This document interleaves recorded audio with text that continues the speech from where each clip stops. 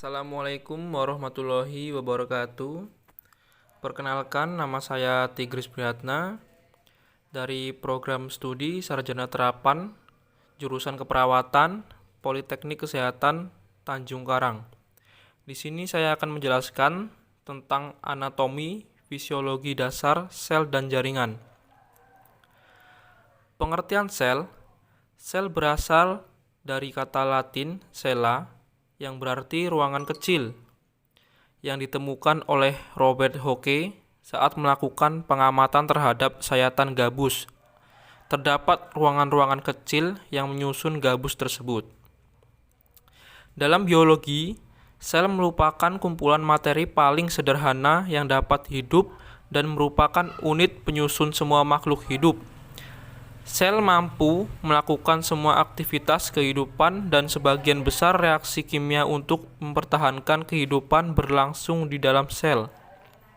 Saya tampilkan salah satu contoh gambar sel. Dan selanjutnya, fungsi sel yang pertama yaitu mengangkut nutrisi, oksigen, hormon.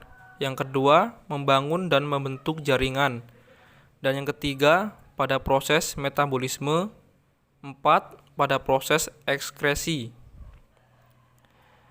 Nah, untuk bagian-bagian sel ada membran inti, sitoplasma, inti sel atau nukleus, retikulum endoplasma atau RE, ribosom, sitoskeleton, plastisida, dan badan mikro.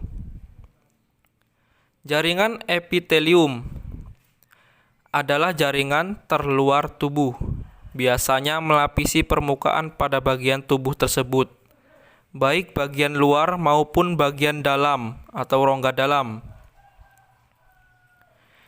Epitelium memiliki karakteristik yaitu jarak antar selnya rapat saling menyentuh. Selnya dipondasikan membran basement. Avaskuler atau tidak ada pembuluh darah, sehingga peredaran darah dan oksigen disuplai dari bawah oleh jaringan penunjang atau difusi.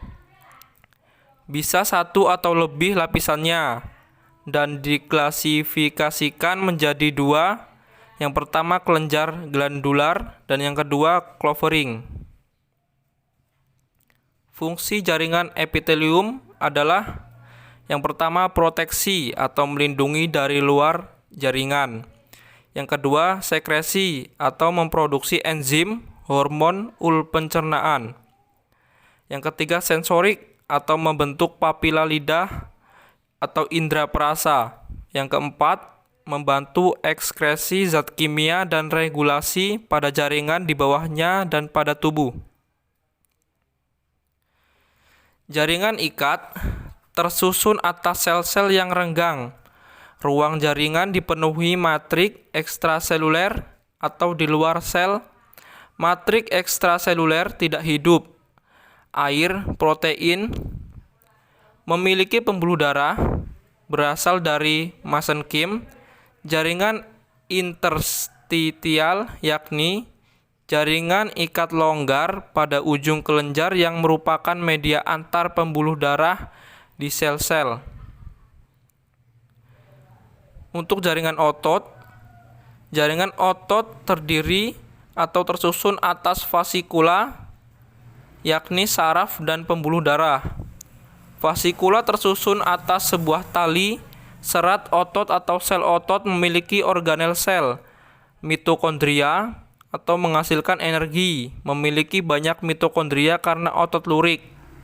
Memiliki membran sel atau sarkolema. Selanjutnya secara lebih rinci lagi, lebih tipis, miofibril. Serat miofibril tersusun atas bentuk yang berulang. Aktin dan miosin berperan dalam proses kontraksi otot. Setiap sarkomer dapat berkontraksi. Sarkomer adalah suatu unit fungsional otot lurik. Sekian penjelasan singkat dari saya. Saya ucapkan terima kasih.